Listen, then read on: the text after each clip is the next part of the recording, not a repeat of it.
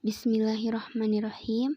Assalamualaikum warahmatullahi wabarakatuh. Puji syukur kehadirat Allah Subhanahu wa Ta'ala, yang mana Ia telah memberikan beberapa macam kenikmatan, yang diantaranya nikmat iman, Islam, dan nikmat kesehatan, sehingga kita bisa tetap semangat untuk menjalankan kuliah ini walaupun keadaan seperti ini. Baik, izin memperkenalkan diri. Nama saya Ripayani. Saya dari Staida Muhammadiyah Garut, program studi agama-agama, NIM U1200058. Kali ini saya akan membahas tentang studi filsafat Islami yang berjudul Studi Pemikiran Filsafat Islam. Nah, teman-teman, filsafat Islam itu merupakan salah satu bidang studi Islam yang keberadaannya menimbulkan pro dan kontra di kalangan ulama. Sebagian mereka juga ada yang berpikir maju dan bersifat liberal, cenderung mau menerima pemikiran filsafat Islam. Sedangkan bagi yang tradisional ataupun berpegang teguh pada ajaran Al-Quran dan Al-Hadis, ia cenderung kurang mau menerima filsafat, bahkan ia menolaknya.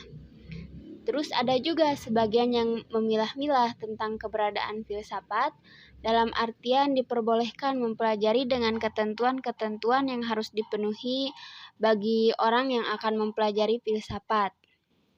Nah, teman-teman masuk ke dalam yang mana?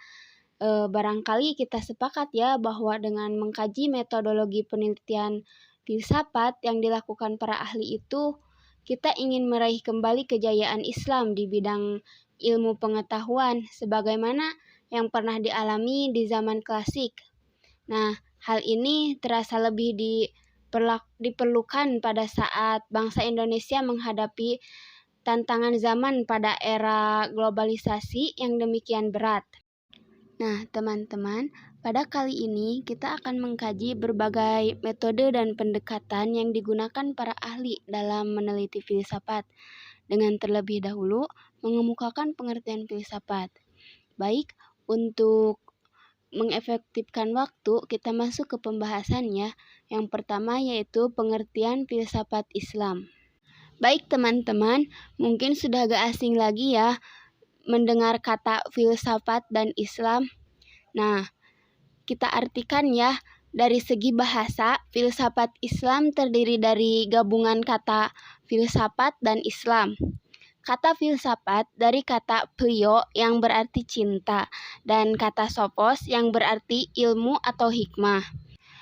Dalam hubungan ini, Al-Syaibani berpendapat bahwa filsafat bukanlah hikmah itu sendiri, melainkan cinta terhadap hikmah dan berusaha mendapatkannya, memusatkan perhatian padanya dan menciptakan sikap positif terhadapnya. Untuk ini, ia mengatakan bahwa filsafat berarti mencari hakikat sesuatu, berusaha menautkan sebab dan akibat, dan berusaha menafsirkan pengalaman-pengalaman manusia. Nah, itu tentang filsafat. Baik, yang selanjutnya, kata Islam berasal dari kata bahasa Arab, yaitu aslama yuslimu islaman, yang berarti patuh, tunduk, pasrah. Kata tersebut berasal dari salima yang berarti selamat, sentosa, aman dan damai. Nah, selanjutnya Islam menjadi suatu istilah atau nama bagi agama yang ajaran-ajarannya diwahyukan Tuhan kepada masyarakat melalui Nabi Muhammad SAW sebagai Rasul. Islam pada hakikatnya membawa ajaran-ajaran yang bukan hanya mengenai satu segi, tetapi mengenai berbagai segi kehidupan manusia. Sumber dari ajaran-ajaran yang mengambil berbagai aspek yang diambil dari Al-Quran dan Al-Hadis. Terus, selanjutnya, apakah yang dimaksud dengan filsafat Islam itu? Nah, untuk ini, terdapat sejumlah pakar yang mengemukakan pendapatnya. Di antaranya Musa Asy'ari misalnya, mengatakan filsafat Islam itu pada dasarnya merupakan medan pemikiran yang terus berkembang dan berubah.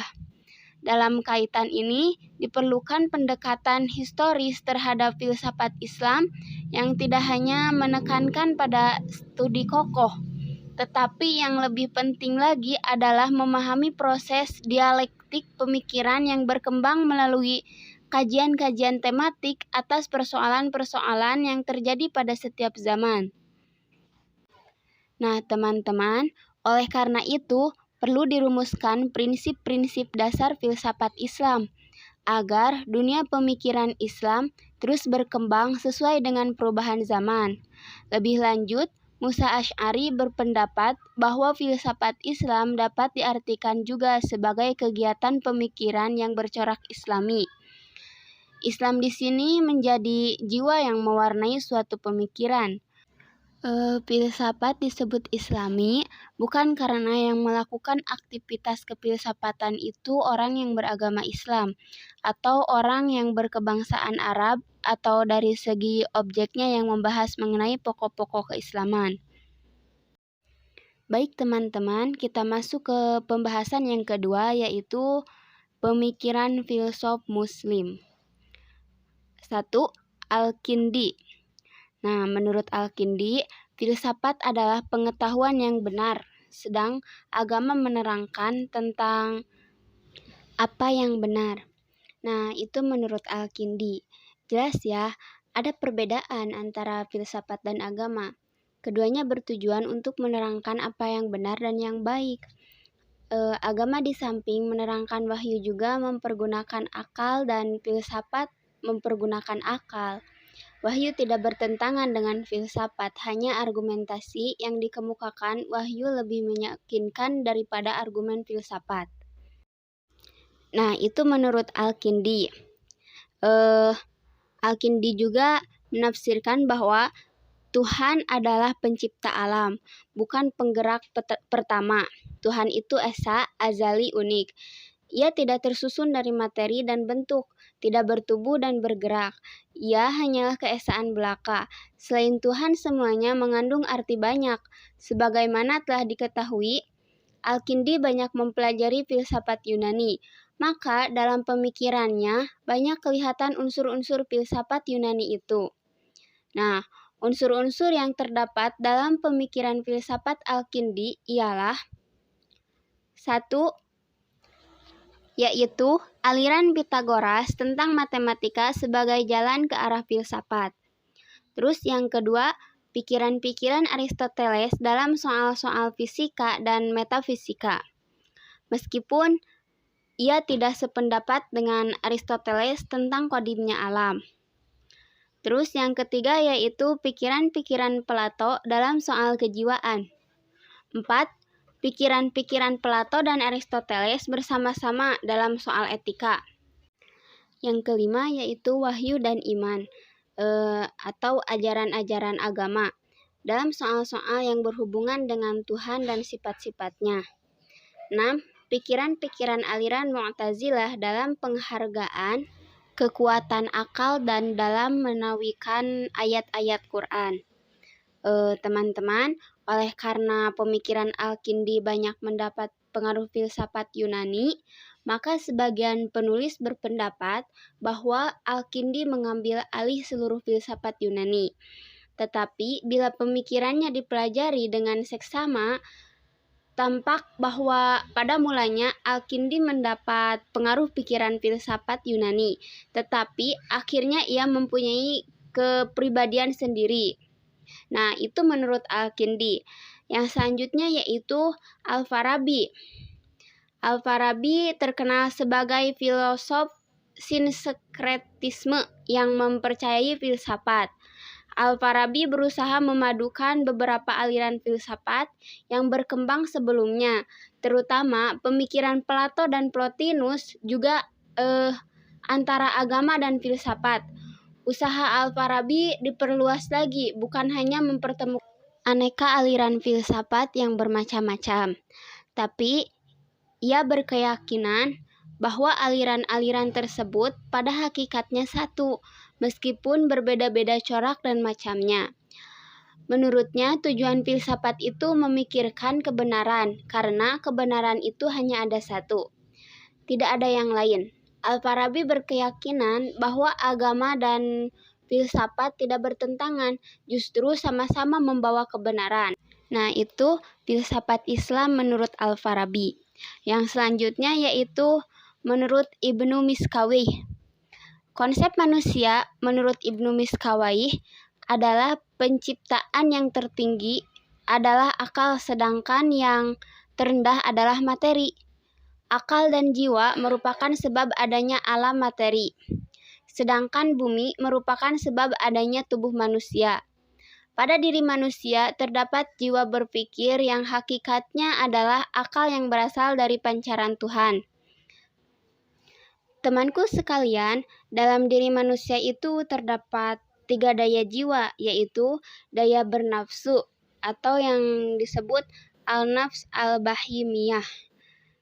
Yang kedua yaitu daya berani yang disebut al-nafs al-sabu'iyah, dan daya berpikir yang disebut al-nafs al-natiqoh. Nah, daya bernafsu dan berani berasal dari unsur materi, sedangkan daya berpikir berasal dari ruh Tuhan yang tidak akan mengalami kehancuran.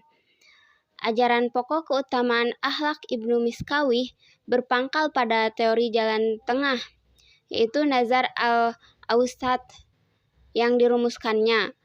Inti teori ini menyebutkan bahwa keutamaan akhlak secara umum diartikan sebagai posisi tengah antara ekstrem kelebihan dan ekstrem kekurangan masing-masing jiwa manusia. Posisi tengah daya bernafsu adalah ifah, yang terletak antara mengubar nafsu dan mengabaikan nafsu. Nah, posisi tengah daya berani adalah syaja'ah, yang terletak antara pengecut dan nekat. Posisi tengah daya berpikir adalah al-hikmah, yang terletak antara kebodohan dan kedunguan. Kombinasi dari 3 keutamaan membuahkan sebuah keutamaan yang berupa keadilan. Keadilan ini merupakan posisi tengah antara berbuat aniaya dan teraniaya. Nah, selanjutnya setiap keutamaan tersebut memiliki cabangnya masing-masing, yaitu hikmah atau kebijaksanaan memiliki 7 cabang, yaitu ketajaman inteligensi, kuat ingatan, rasionalitas, tangkas, jernih dalam ingatan dan pikiran, dan mudah dalam belajar. Nah, itu menurut Ibnu Miskawih. Yang selanjutnya yaitu menurut Ibnu Sina.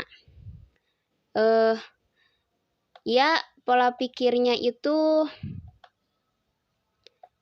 percaya bahwa setiap tubuh manusia terdiri daripada 4 unsur, yaitu tanah, air, api, dan angin. Keempat unsur ini memberikan silat lembab, sejuk, panas, dan kering, serta senantiasa bergantung kepada unsur lain yang terdapat dalam alam ini. Nah, itu Ibnu Sina berpercaya bahwa wujud ketahanan semula jadi dalam tubuh manusia untuk melawan penyakit. Jadi, selain keseimbangan unsur-unsur yang dinyatakan itu, manusia juga memerlukan ketahanan yang kuat dalam tubuh bagi mengekalkan kesehatan dan proses penyembuhan. Nah, Ibnu Sina berpendapat bahwa matematika boleh digunakan untuk mengenal Tuhan. Pandangan seumpama itu pernah dikemukakan oleh ahli filsafat Yunani seperti Pitagoras untuk menguraikan mengenai sesuatu kejadian. Bagi Pitagoras, sesuatu barangan mempunyai angka-angka dan angka itu berkuasa di alam ini. Nah, itu menurut Ibnu Sina. Baik, yang selanjutnya yaitu menurut Al-Ghazali. Pandangan Al-Ghazali yang sangat terkenal adalah pandangannya tentang hakikat manusia yang berlandaskan pada esensi manusia, yaitu jiwanya yang bersifat kekal dan tidak hancur. Ada 4 istilah yang sangat populer dikemukakan oleh Al-Ghazali dalam pembahasannya yang begitu mendalam tentang esensi manusia, yaitu tentang hati atau qalbun, ruh, tentang jiwa, dan akal, yaitu akal. Walaupun Al-Ghazali kurang senang dengan filsafat dan ahli filsafat, tetapi dalam buku Maqasid Falasifah, beliau telah mengemukakan kaidah filsafat untuk menguraikan persoalan yang berkaitan dengan logika, ketuhanan, dan fisikal. Nah, menurut Al-Ghazali, filsafat boleh dibagi pada 6 ilmu pengetahuan, ialah matematik, logik, fisik, metafisik, politik, dan etika. Bidang-bidang ini kadangkala selaris dengan agama dan kadangkala pula sangat berlawanan dengan agama.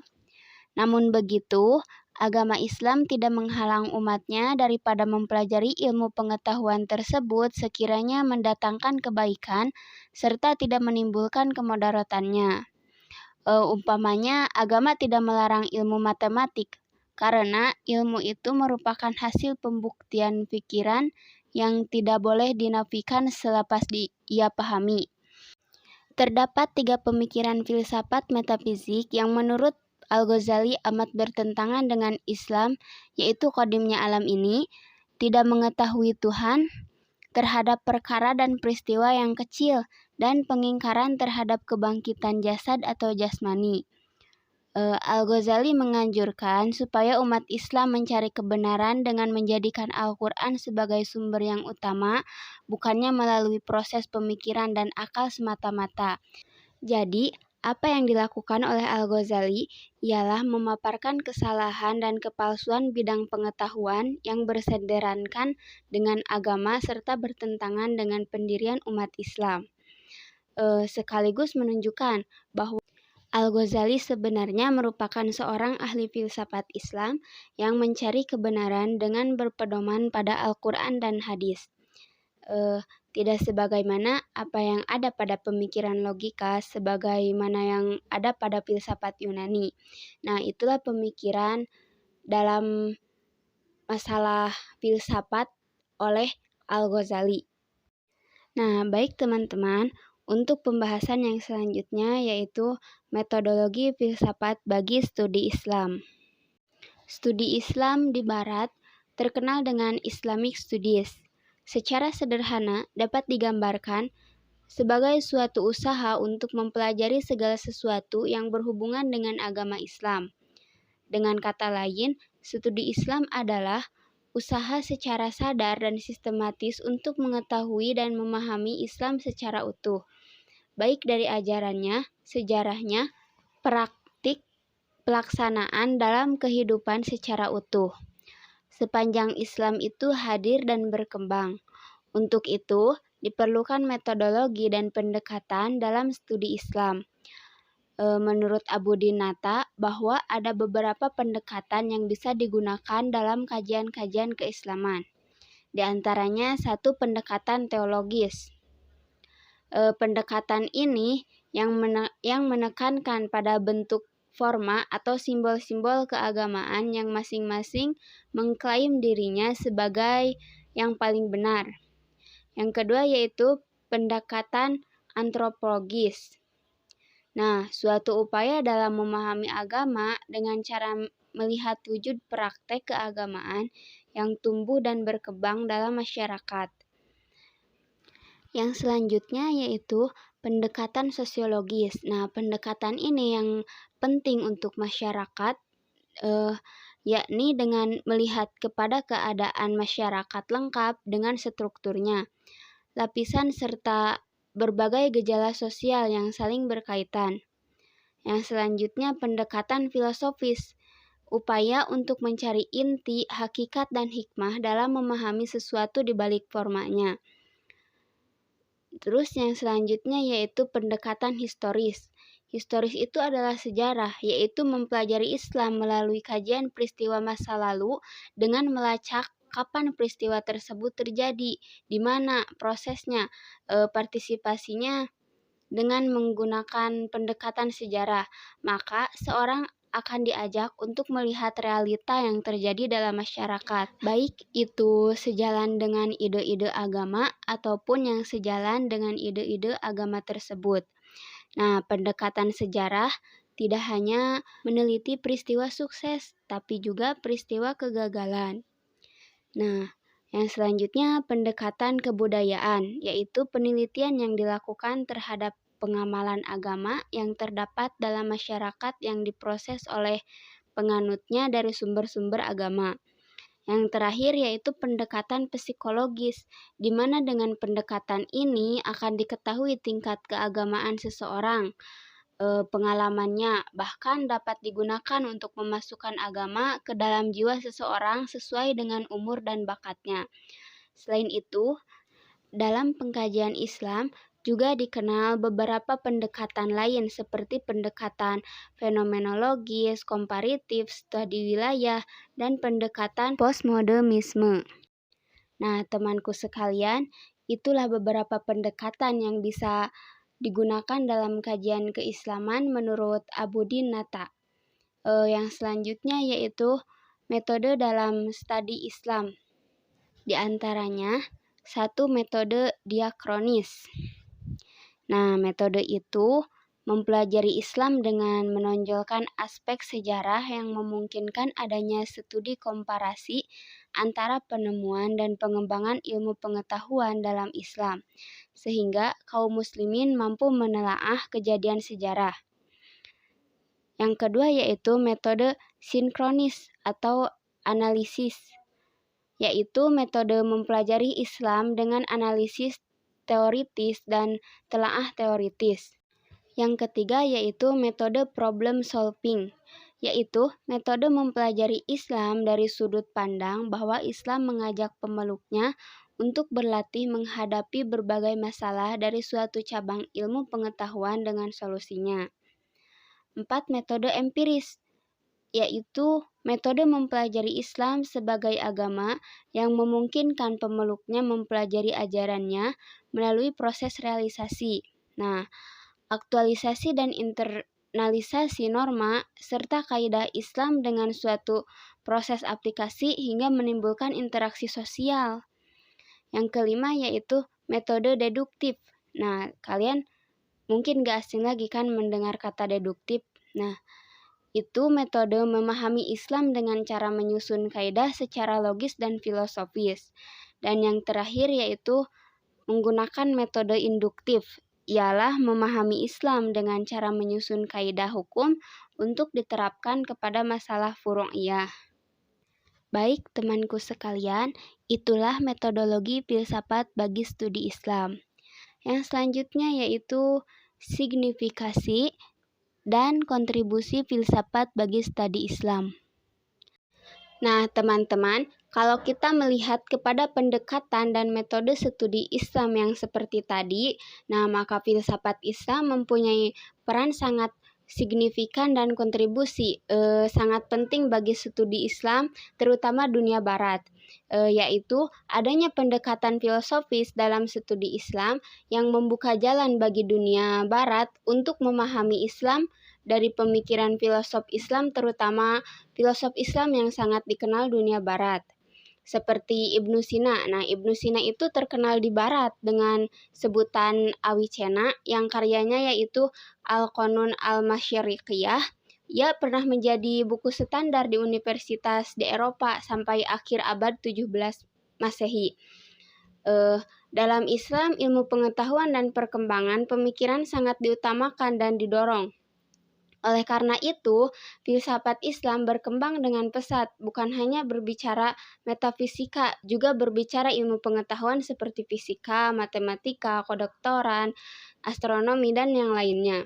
Nah, filsafat juga punya kontribusi terhadap perkembangan ilmu pengetahuan sehingga metode problem solving dapat dipakai dalam studi Islam. Yang paling penting adalah kemajuan ilmu pengetahuan dan sains barat. Dengan demikian, seluruh pendekatan dan metodologi dalam studi Islam di Eropa yang berdasarkan dari ilmu pengetahuan tak lepas berkat jasa filsuf Islam lewat pemikiran filsafat mereka yang dipelajari, diadopsi, dan dibawa ke barat serta berkembang di sana.